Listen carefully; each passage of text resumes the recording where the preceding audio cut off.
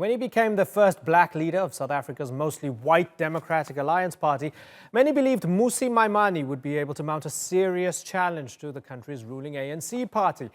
But last October, after 4.5 years at the helm, he left, citing his unhappiness with the DA's approach to racial inequality. Earlier this week, I spoke with Maimane about life after the alliance and what he plans to do next.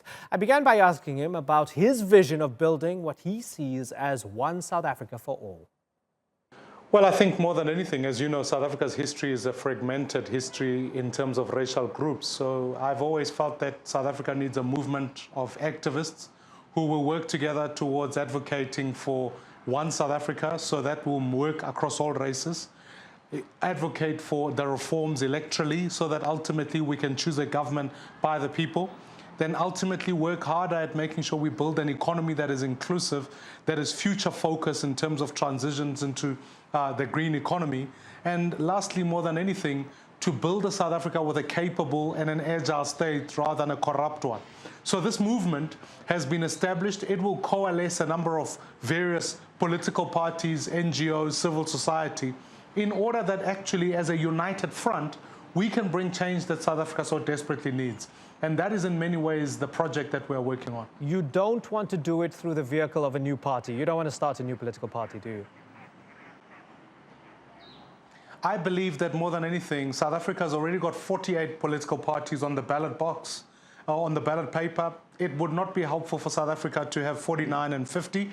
Therefore, what I'm saying is, let's work to bring more parties together so that united we can indeed stand. And ultimately, if you look at models, it was President Macron who got elected through a movement. If you went to Zimbabwe, not far from here, that corrupt government that was led by ZANU-PF was defeated by a movement for democratic change, the MDC. If you go to Kenya, it was the same instance. So I am saying South Africa is not too dissimilar.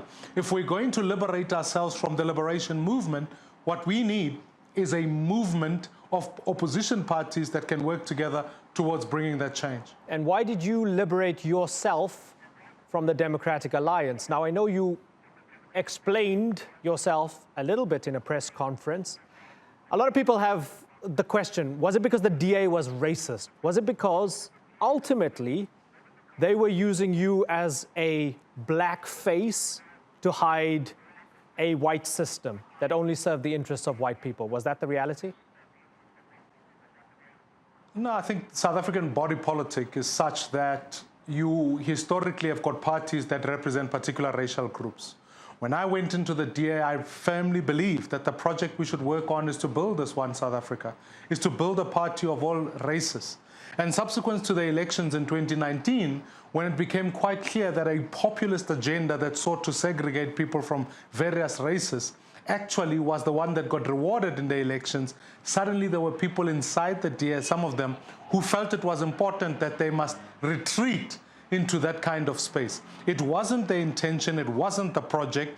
And when I left, I felt that if the success of the people who want to create a party that represents a particular view, a minority party, or in a particular stance, then that's certainly not the project I'm going to be engaged with. And in fact, I hold no issues with the Democratic Alliance. It must continue with its job. I am now committed to building this movement for one South Africa. Okay, but as we look at the South African political makeup, right, the ANC historically, over the past quarter of a century, even though their vote has been going less and less and less and less, they still get over 50% of the vote. The DA was punching in the 20s or so, right? And then it was seen as, well, the theory was that with you at the helm, and with the DA reaching out to more black South Africans, the 80%, the majority of the country, the DA would be able to grow and finally challenge the ANC. It would stop being so corrupt. It would stop being so complacent that it just had everybody else's votes in the bag because it was the party of Mandela and so on. But let's look at it from this perspective then. Yes. Let's look at it from the perspective that South Africa's in trouble, the economy is in trouble, the rand is doing terribly, unemployment is at a disgusting level, the state-run enterprises are failing, and we had the ANC slowly losing power election after election and the DA gaining power. And you were at the helm of that main opposition party. Now the DA is going to lose some support because you've left, and Mr. Mashaba has left as well. And you've got to start again. You're building a movement from the bottom up. So congratulations. You've just probably handed the ANC another solid victory in the next election. How do you feel about that cynical, pragmatic political perspective? Well, I think there is a gross miscalculation of how liberation movements are defeated in Africa. That is a misreading of the situation. Tell me how. Because frankly, it's not just it's not just about starting from the ground. It's about a coalition of various parties. So there's already foundation. Secondly, many South Africans, the biggest party in South Africa actually is not the ANC, it's the South Africans who didn't vote. And therefore, if you are finding yourself where democracy is losing its legitimacy by an increase of a number of a no vote, it becomes then incumbent that we go engage those no voters. And lastly, when I worked even in a city, a microcosm of South Africa like Johannesburg, the ANC was defeated through a coalition of various parties.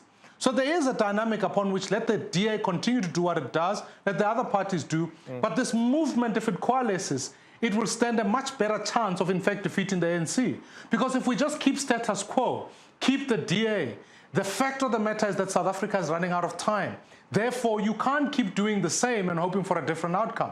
Because as per your earlier scenario, we'll just keep going percentage after percentage, and the ANC keeping a dominant path on that. What we want is for church communities, what we want is for religious bodies, civil society, to then come together and work so that that change can be felt much quicker and much more urgently. Therefore, I'm confident that should this project be able to deliver the outcomes it will do, it will accelerate the process of change rather than simply incrementally simply saying, we'll wait for the DA in a landscape that is so racially polarized to ultimately get its own traction. You came under a lot of attack by the EFF, Julius Malema especially, Mbuyiseni and others who are part of the EFF, by the ANC. When you were in Parliament and elsewhere, you've got a thick skin. A lot of them attacked you. Over the years, they felt, Mmusi, you are just a part of window dressing. You are being used as a puppet by Helen Zille and the whites who run the Democratic Alliance. And you yourself, you've said now that they appealed to populist sentiment within and among white South Africans. Do you feel like maybe Julius and maybe the ANC and others, maybe they were right to an extent? I was used by the DA? No, I think that's, you must remember, liberation movements, particularly the ANC, have to tell citizens that they must liberate people still from something, a class, a race. It suited them to stand up and say anyone who opposes them is an agent of a particular force, and they frame the question before the electorate.